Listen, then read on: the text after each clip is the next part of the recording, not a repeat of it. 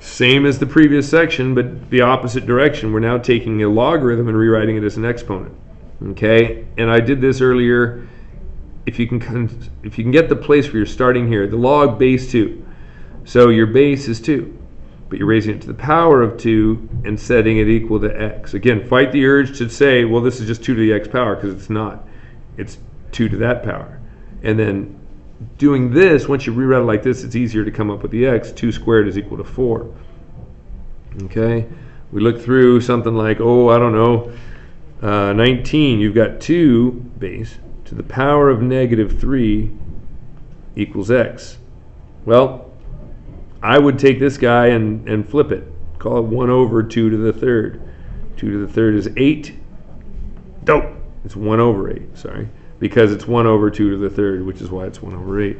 Here you've got 8 to the 2/3 power equals x. Now that's, you're going to deal with the denominator. That's the third root.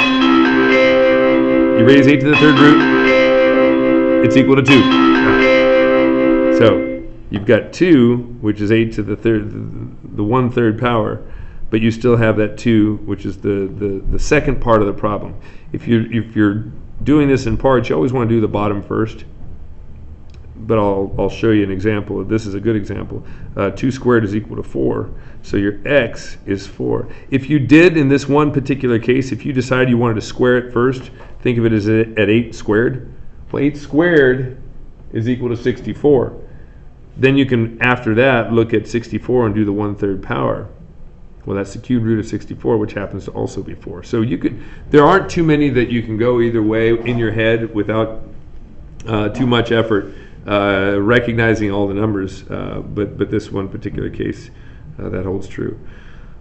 Last one, x to the negative second power is equal to 1 over 9. So you're taking a number, we don't know what it is, but I'm flipping it upside down, and then I'm squaring that number, and I'm getting a 9.